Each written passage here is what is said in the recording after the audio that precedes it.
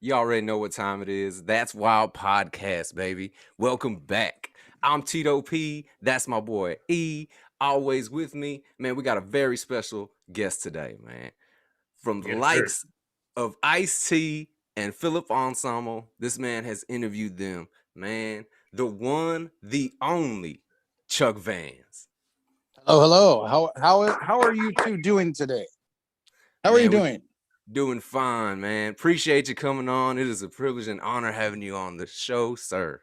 Oh, well, thank you for having me. I'm pleasure to be a guest here on 420. On 420 here. Surprisingly, I didn't set that up like that, but Tito was like, "Oh man, you got him on 420." I'm like, "Oh yeah. I meant to do that." Yo, man, that Everybody's was partaking awesome. today. Oh yeah, definitely. I mean, look at Tito's background. Of course he is. Come on, man. He might be partaking in more than just that. Huh. You know how it goes. Who's never said no to some trucker speed every now and then? Come on. Hey, I mean, if it's free, you might as well take it. Yeah. So Chuck, man, I was wanting to ask you, with this whole pandemic thing going on, you know how the bands are doing all these virtual concerts. What do you think about those, man? Well, now that it's kind of lightening up a bit, now we're kind of seeing a little bit glimmer of hope at the light at the end of the tunnel. It was rough, but I knew it was going to happen. I had talked to a couple of friends of mine and I said, just watch. It's going to be streaming concerts and they're going to charge you for it because the band's got to make money and they're going to sell exclusive t-shirts for that streaming concert. And a lot of bands like Dropkick Murphys, many others have done streaming concerts and, no knock on them. Hey, they had to make money and put food on their table and, keep a roof over their head while all this crazy times were going on. It affected my show. I had to do virtual interviews with people when, the first one I did when the pandemic hit was the Ice-T interview. And and so it changed the music. You would have had him in studio with you if it wasn't for the pandemic? They were going to do a concert up in Austin. Probably I think it was May of last year, maybe. All right. And we were gonna set something up, and then all this happened and everything got canceled. And then it was like, well, I just reached out to him. I was like, hey, well, you want to do it virtually? And then it kind of steamrolled from there from some of the other bands that I've interviewed since, that I haven't been able to see in person. Yeah, that sucks. I mean, it's still great that you got to interview him, but man, if you would have had him in person, like that experience would have been like mind blowing. We talked about it that in first concert that happens anywhere around here in Texas, it's gonna happen. Oh hell yeah! Nice. Already booked it. That's badass, man. Fuck yeah! So I'll get my Ice-T Vans autographed. Finally. So did you enjoy any virtual concerts at all, or are they all kind of like it is what it is and it's all we got? I watched some. Dropkick Murphys did some. One of my favorite bands, Mr. Bungle, did a couple, and I liked it, but it's not the same, man. It's not the same as seeing that band, 5 feet in front of you and getting sweat on you and beer spilled on you and all kinds of other shit that goes on. I can cuss on this, right? Oh yes, sir. Yes, sir. Okay. Good. Fuck yeah. Hell yeah. Yo, at the beginning, the first like 5 or 6 episodes that we did, we were cursing way too much to the point that people were making a drinking game out of it. They would take a shot every time we would curse. Okay, well, if they're still doing it, fuck. There you go. Shit, hang on, wait. Get drunk on me. For real. So, what would you say, like, what was the best interview you had that was just like was absolutely amazing, that would stay in your head forever? Honestly, it was the Ice-T one because he dropped so much. He dropped so much knowledge on the pandemic and everything that was going on at the time, talking about how, his friend Scarface got it and was in the hospital, and just talking about how people on Law and Order, there was a guy on Law and Order that actually died from it in New Jersey. Yeah. So he's had people that he's known that's died, and then, obviously talking about body count and cop killer, and obviously with the, verdict that happened today, and that, everything's been the same, but now we just have video cameras in our hand, that it's not anything different than what was going on in 92 when he first put out the first body count record. Nice. Yeah, it seems like everything's like a rerun, right? Like it's all coming back, forward. Even the style and stuff, the clothes and everything. You're seeing stuff all over again. Oh God, I told my daughter, we go to the mall, and they like, I got her, she likes Billie Eilish, and Billie Eilish did a collab with Cross Colors. And I told her, I was like, you don't know what Cross Colors is. And Guess overalls with the one flap down. And, Z Cavaricci's, and like all that 90s style is coming back. And it's like, I like the sneakers that those are coming back, but some of the fashion, like, and I'm like a 38 waist now. Like, I'm not trying to wear Z Cavaricci's and look like a fat AC Slater, Hell yeah. Remember when you used to roll the pants, the jeans on the bottom?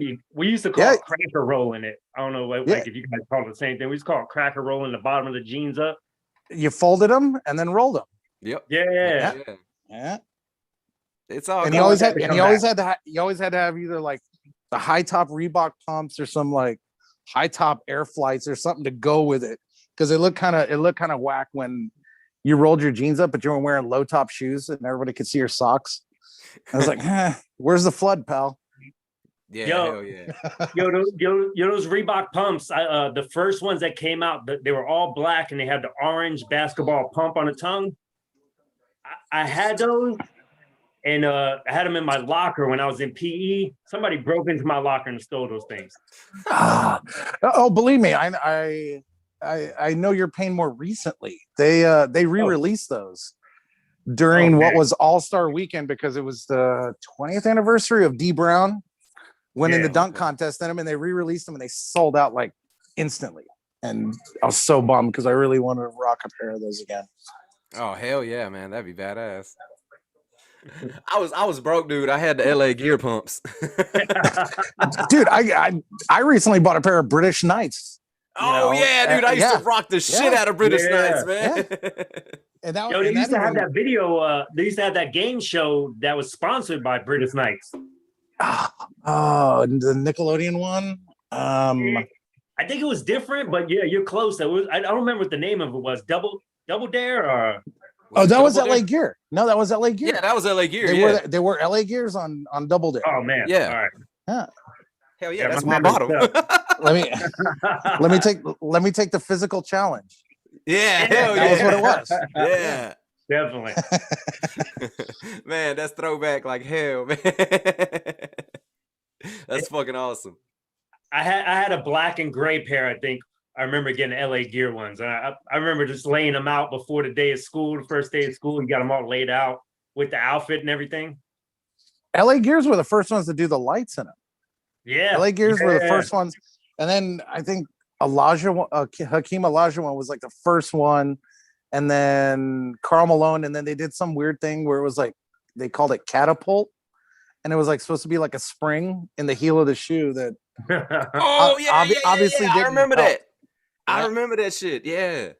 It didn't help nobody. Yeah. I was about to say, they marketed those towards white people. That's what they were for. Those for white you stupid. You stupid as hell. Those are marketed towards all the Billy Hoes out there. The white men can't jump. Do you guys remember I think they were called ponies, and they had like a zipper in them? Oh, I had a pair of ponies. Those are speaking of 420. Ponies were the first ones that had like the stash pocket on the inside of the tongue where you could hide certain things, whatever you wanted to hide it. Yeah, that's I think I'm talking about it. Or Bugle Boys with the condom pocket. Bugle Boys always had that little pocket. It was supposed to be everybody knew it as the condom pocket, but nobody was. Nobody back was wearing condoms yeah, back then. no. That's why AIDS was so good. Yeah, if they were using it, they failed like a If only Easy E would have used it. Man. Oh man. Oh man. That's terrible. R.I.P. Easy. Hey, so Chuck. Oh my bad. Go ahead, T. No, you go ahead, bro. You go ahead. Oh, so you said Ice was like, your best interview. What about like a smaller person that was just amazing to interview? Just gave you so much stuff. I would say it's a band. It's a two-piece band called the Cutthroat Brothers. They're a band that I kind of discovered. I was getting music from a PR company, and they emailed me this group, and they're called the Cutthroat Brothers. Out of one guy's from Tacoma, Washington. He's actually the drummer for an old school kind of punk band, Zeke, and then this other guy that lives in Hawaii, and they're actually professional barbers that do like indie kind of punk rock. They got a new album coming out here, I think in June, but it's kind of lo-fi, punky, real fast. And those guys, like these are guys that they had big plans for 2020. They were going to tour. They were getting momentum on their album that just came out, and then boom, everything got canceled. And just, talking to them and, their struggles of being a kind of independent artist on a kind of independent label.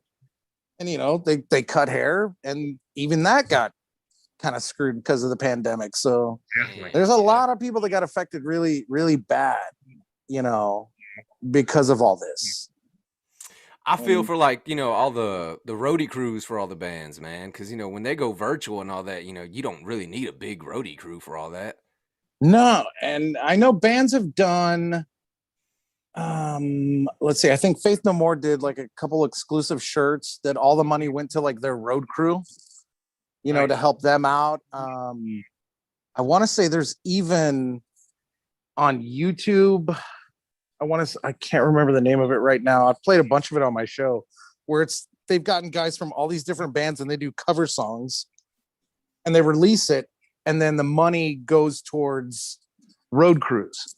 Like it's like a fund for road crew people. That's badass. Hell so yeah. there's bands that are trying to take care of their own, while this is all going on. See, I didn't realize the importance of all that, until I saw, I have to give the old Pantera videos, the Vulgar videos and all that. And then you got to see the road crew and like how everybody was a family and just something that's like, okay, there's a lot of people to make this shit happen. You know what I mean? Yeah, there's a guy that lives here in San Antonio. I don't know if you know the tattoo artist, Brittany Elliott. She was on one of the reality shows. She's based here in San Antonio. Her boyfriend right now is the brother of the main singer Tom Araya from Slayer. Oh, shit. And they were struggling because he was on their road crew. And, a lot of their shows got, axed. A lot of their, final shows. And so he wasn't making any money. And, people do. And there's lots of people that just raising money for road crews of bands that they know and like, and, just to help them get through everything. Hell yeah, man. Yo, do you think with we've been locked down for so long, do you think a lot of musicians took advantage of this time to have home studios and just made tons of music that eventually they're going to drop into albums? Or do you think people kind of just laid back and was like, it's just a terrible time, I don't feel like working? No, I think a lot of people have been working on new music. I know, Dropkick Murphys are coming out with a new album. There's a lot of bands that they've been working on new material, and they've been doing, which I thought was really cool, a lot of the quarantine videos that you'd see on YouTube of them performing either their songs or just fun cover songs because they're all stuck in their house. And it's like, the guitarist over here, kind of like on what we're doing right now, but it's each different member in their own house, doing songs. And so I think we're going to see probably midsummer, probably early fall, you'll start seeing a lot of records start coming out. Yeah, that'd be dope. Hell yeah. A lot of albums gonna drop like that. Shit, yeah, that's gonna be badass. Yo, I'm waiting for that Kendrick to drop. Yo, it's supposed to be rock based though, so it's supposed to have like a rock feel to it, and he's been taking a long time, so he's putting in the work. It's gonna be nice when it comes out. I'm waiting for Post Malone to do a rock album. Oh, that's man. who I want to see. Yeah, 100. That's who I want to see do a rock album. Yeah, I'm interested in that right there. Hey, one thing I do have to mention, I have to thank you for, Chuck Vance, is bruh, you put me on Bloodhound Gang. Your show put me on the Bloodhound. I had never heard of that band ever in my life. You know, I never thought I'd like them. You know, I was here to mention about them. Like, nah, man, I ain't listening to that shit. I heard it on this. I was like, holy shit, I love this band. You want to hear a great story about the Bloodhound Gang? Their very last tour, because they haven't toured. They did a thing way back in the early 2000s where they were like, we're not going to tour until George Bush is out of office. But then after he got out of office, they never toured again. I think they may have put out a record, but last time I saw them at La Zona Rosa in Austin, probably like 99, 2000, they did fun skits where all right, we're going to give $50 in cash and a Bloodhound Gang t-shirt to the first person that'll come up here, sit on stage and drink this 30-pack of hot Dr. Pepper without throwing up. Oh, hell. And this poor kid got up there and he was chugging, you know, he was doing good. And he lost it twice. And they're like, okay, we're going to give you one more chance. He got through like halfway through the next soda and just all over the stage. They did. Yo, I think they do that with the Juggalos and stuff too, don't they? With the fake. I don't follow that group enough. I don't know. Do they? But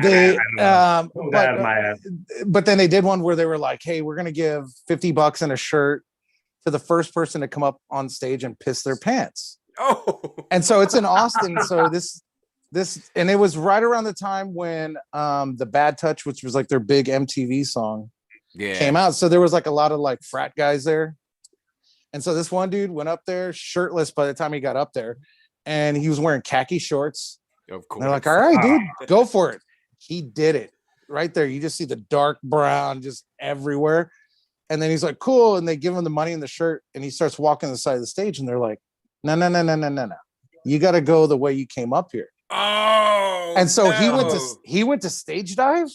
He was drunk. He went to stage dive, and it cleared like Moses with the sea, and he just smacked the ground. Oh yeah, yes. And then this is the best one. I got to kind of edit it because of the times we're in. But they were like, okay, we're gonna pay $100 and a shirt for the first guy to come up here and make out with our singer Jimmy Pop. Sure enough, what the hell? another good UT frat guy got up there, full on made out with Jimmy Pop, and he got his money and shirt. And then as the dude was walking off the stage, they could go, security, don't let that dude back up on stage again. He's obviously gay. And they did make fun of him. And they put on a hell of a show. Yo, awesome show. That's the first thing I thought of when you said it. I was like, what if the dude was gay? So it's like, oh, this is no problem. I get the hookup, I get a shirt. I mean, I'm good. And he probably blew it all on that $100 on 6th Street. Anyway. Yeah, no shit. That's fucking awesome, man. Yeah, man. I had never fucking even, I think that's what turned me off to them is the whole, MTV pushing that shit, I was like, I'll never listen to that shit. And then I heard it on your show. I was like, holy shit, who is that? They did a lot of stuff with Bam Margera because they're from Pennsylvania. And so they were friends with him. So they were on a few episodes of his show here and there. Oh, okay. Yeah, was that the one when they made the skateboard park in the house and there was a band, I think, playing as people were skating around the house? It might have been them. I know maybe they were the ones that drove through the half pipe or the skate park he built in his thing with a banana car, because that was in one of their videos. That was in one of the videos, and it was like they were going to race the banana car against Bam's Lamborghini or something like that. But then I think Was it that? But then they didn't tell him, but they like supercharged the banana boat car's engine, and like they gave it like this super badass engine, and it actually beat the Lambo. Oh I shit. want to say that was it, but I'm not too sure. I vaguely remember those Yeah. Bam That shows, was a man. while That shit was ago. crazy. And then the Wild Boys and all that shit. That shit Oh got yeah, crazy. and now Bam looks like his dad. Yeah. Yeah. Yo, and they don't even want him in the next show they might do either. They like, Oh he's no, they only cut gonna him be- out. Yeah, Yeah, they cut him out of it. That's fucking Got some- insane, man. got some dude's got some issues going on. He's got to straighten out. Yeah. No shit, man. All right, Chuck, I wanted to ask you this question too, man. Okay. And it's the last day on earth, man. Blaze of Glory. What shoes you putting on? What shoes am I putting on? Blaze of Glory. I will say the Air Jordan 4 Fire Red. Oh, hell yeah. Those were one of my first ones I got back in '89. And so those always had good memories. Oh God, no. I wish. They've re-released them so many times, but I'm not paying $400 for a pair of Jordans. It's like I like them, I like them, but like I tried to get those what were they, Adidas. I'm really onto a kick of Adidas and Pumas right now. And I try to get the Adidas, they did a collab with South Park of Towley. Oh yeah. And the whole shoe is like is the towel material. And it has his eyes on there and they look normal, but then with the UV when you go out in the sun, they get all bloodshot and they're all droopy. I heard but those things they sold out in like 30 seconds and now they're going for like $400 on eBay. Oh so hell no. Yeah, nah. See, I also heard those have a little compartment for, a little stash spot. They do right on the inside of the tongue. I'm gonna have to look those up. I haven't seen those yet. Yeah, I heard they look crazy as shit, man. Yo, Chuck, cool as hell. I had to talk Tito out of spending mad money on those Old Town Road shoes that were coming out. What's his name? Yo, I had to talk him off the ledge. The Satan shoes with the blood in them and all that. Yeah. God. Tito thought he was gonna make an investment. I had to talk him down. Bro, that's a good investment though. They sold like crazy.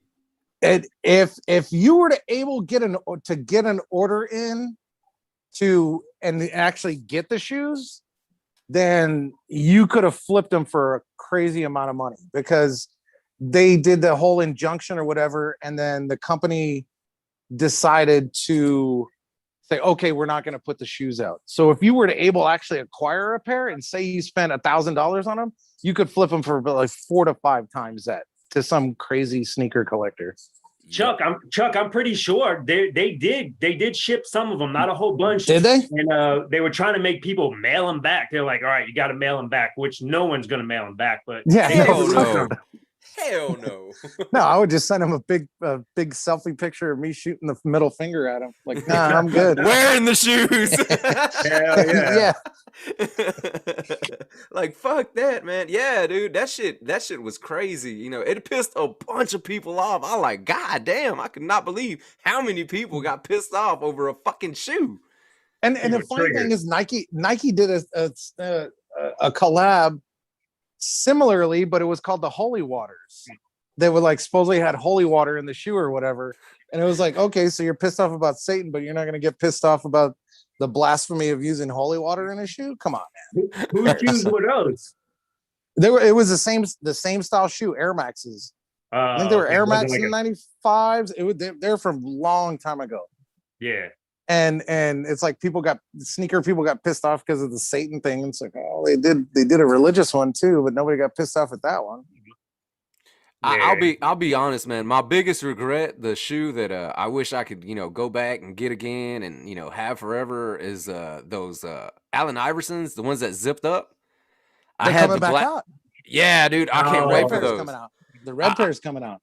I had the black ones and I had the white ones, but my favorite one were the black ones, man. I love those shoes, man.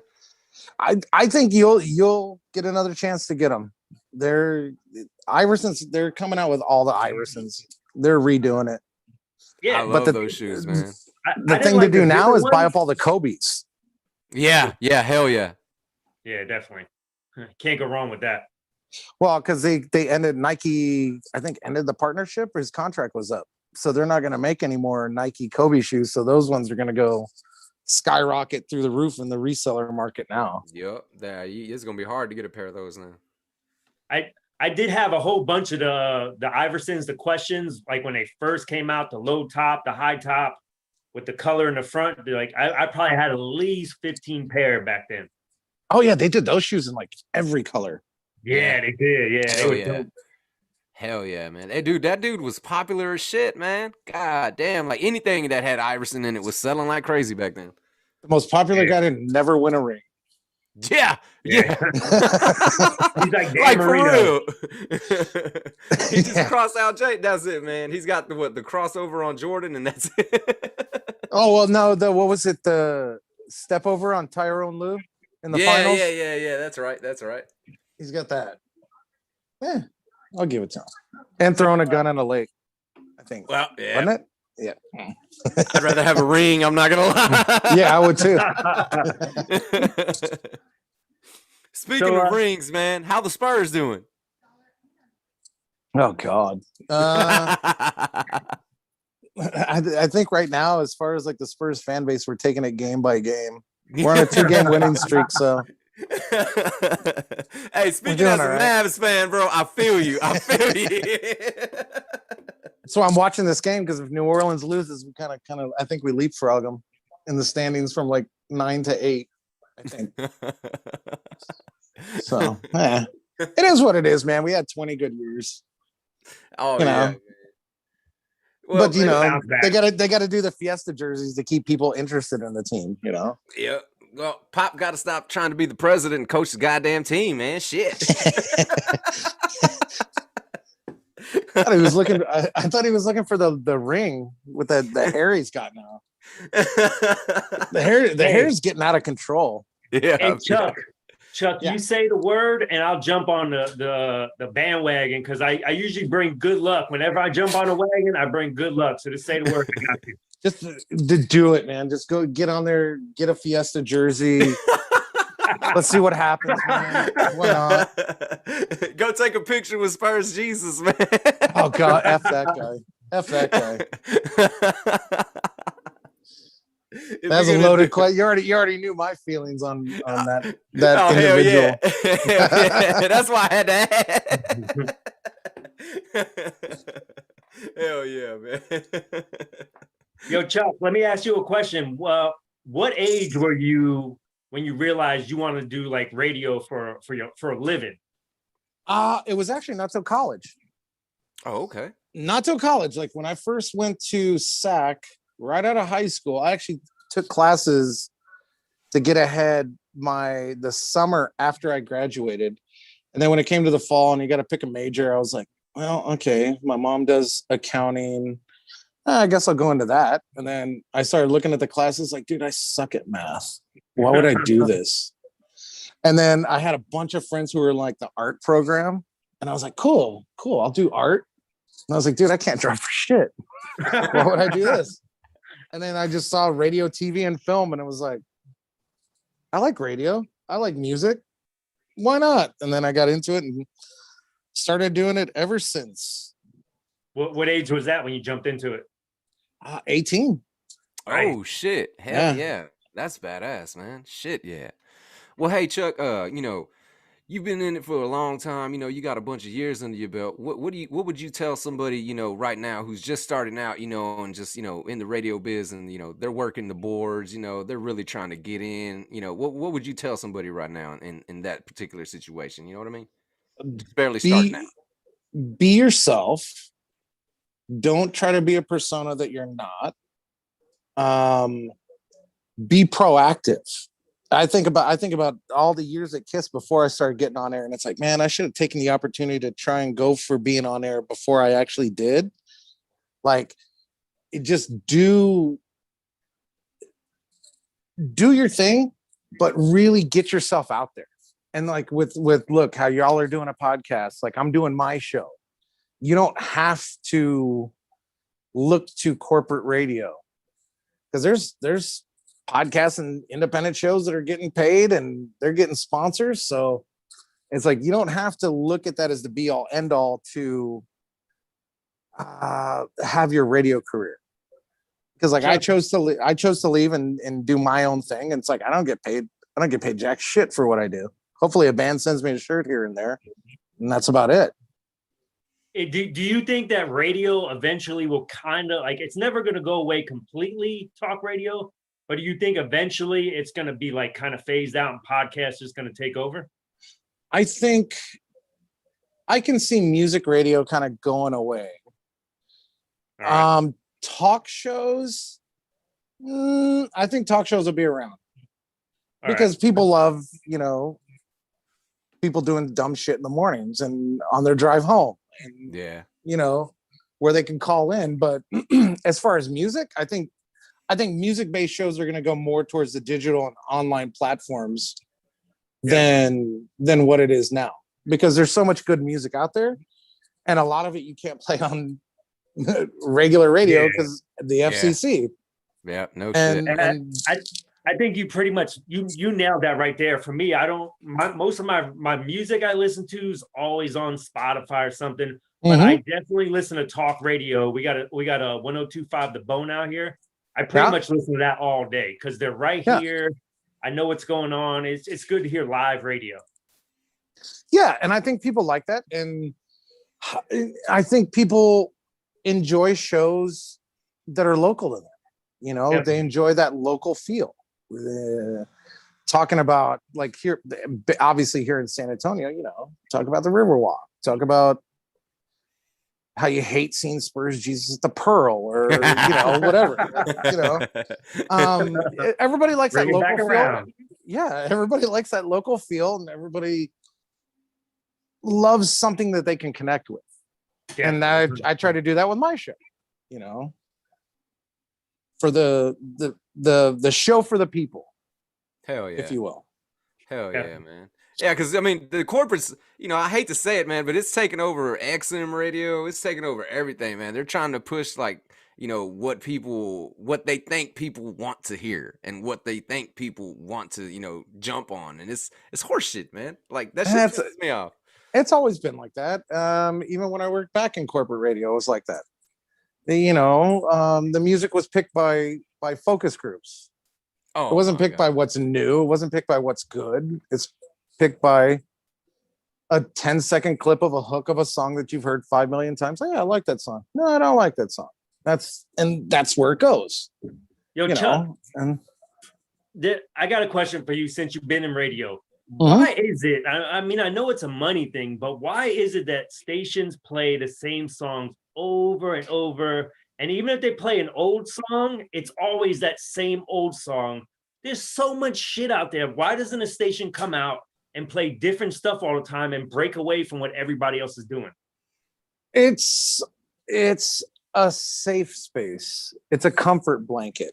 If they're doing things, and like I said, with the testing, the focus groups, they get feedback from a certain point of view from people who take those focus group tests of what songs they want to hear. Nobody's going to say, oh, I want to hear the new Four in the Strange Band song. Then nobody's saying that in the focus group. They force feed them what they want to hear. No shit, man. Because I'll be there like, hey, man, I want to hear the next fucking Warbringer. Come on, man. I want to hear some good shit. Yeah.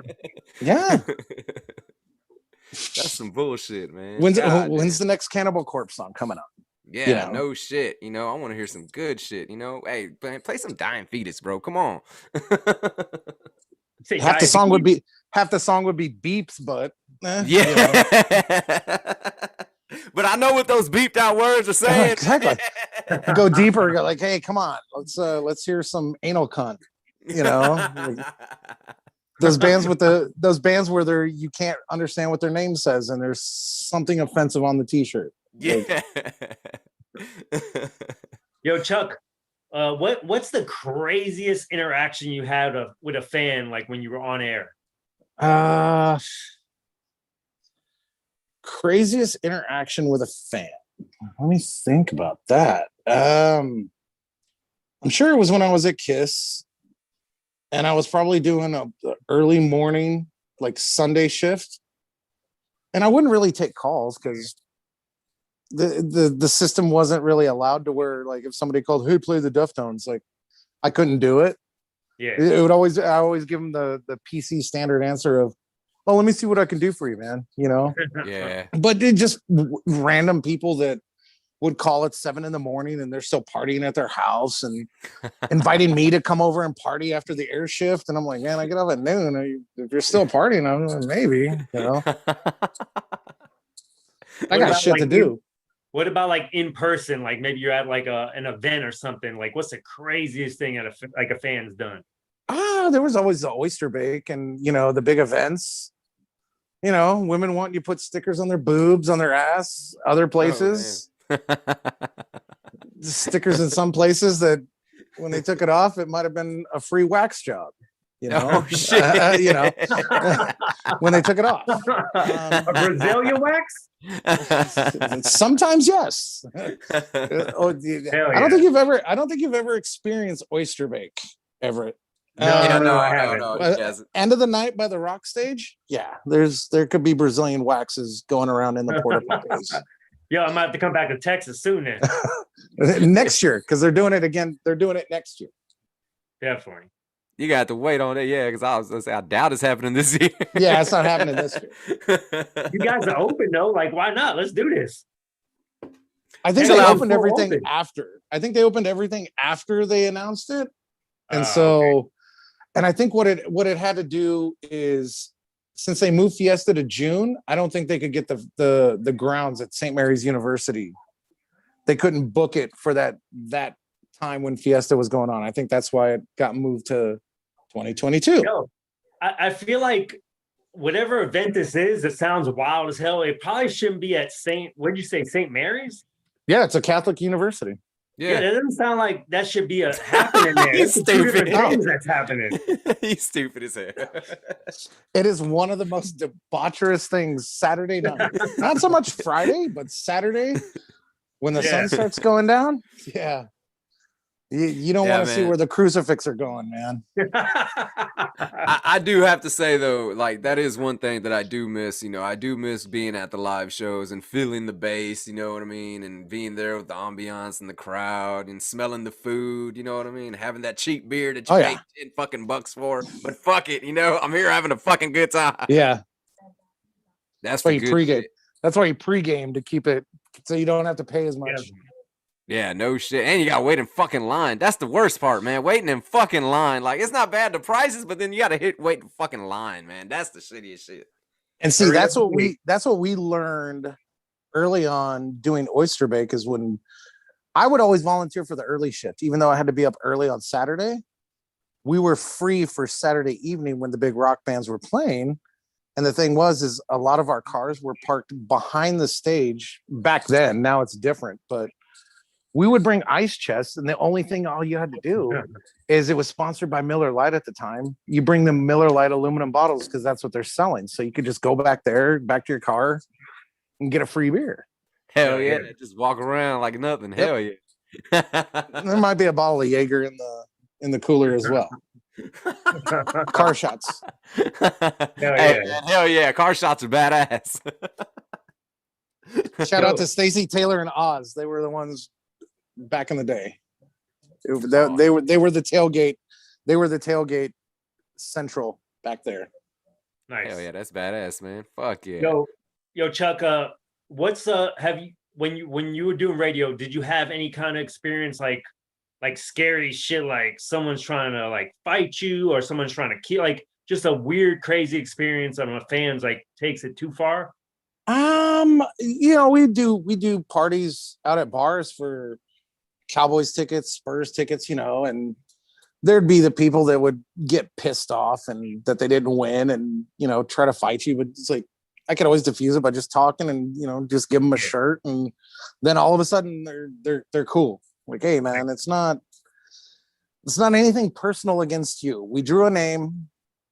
and your name wasn't it. Here's a shirt. You know, you just always trying to diffuse it, but I've never had any like, oh, I'm gonna come to the studio and kill you. Like, it's like for what? Playing Smells Like Teen Spirit for the billionth time? Yeah, no shit. All right. I'm not. Hey, that's I'm a good ass reason. I wanna hear the same music might over. go. I might go Kurt Cobain and blow my own brains out after playing it. I gotta hear this shit one more time. Shit, I might beat you to the punch, man. I honestly, towards the end, I usually, if I was in the studio live, I had the TV up. I had the music down. Yeah.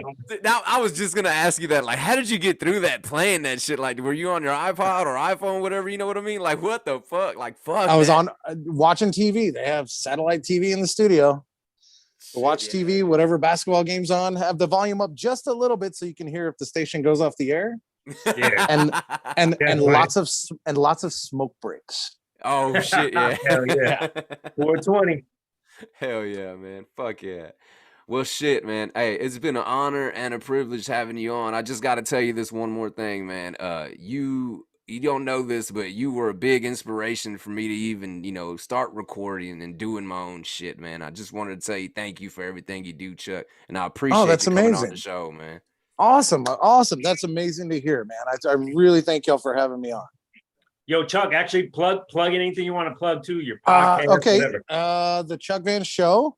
Local affiliate is actually on tonight, 9 p.m. Central Time, pubsportsradio.com, but it's easier to listen if you download the Pub Sports Radio app. This show is the one where I actually play real local music from San Antonio and Texas. Metal, punk, Americana. You're going to get a mix of everything. I give everybody new music, lots of new music. Like this week's show, Four and the Strange Band, which is actually quote unquote Hank Williams the Fourth. Oh, yeah, his band. It's Hank Williams the Three's son. He's doing it's a mix of like grunge, punk, and country. Good shit that's on there. If you want to know when you can hear the show on any of my other affiliates, always social media at Chuck Van Show on Twitter and Instagram. I'm always posting every day of where you can hear my show. 100%. We'll tweet your stuff out too. Awesome. Thank you all so much. Hell yeah. Appreciate you coming on, man. Awesome. Thank y'all guys for having me. All right. You have a good one. Have a good night, bro. You too, brother.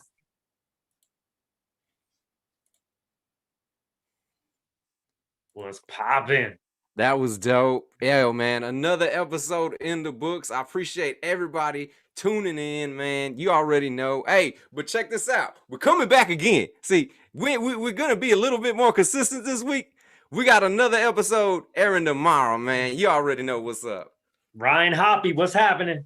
Hell yeah, man. Appreciate everybody tuning in. Hey, y'all have a good one. Peace.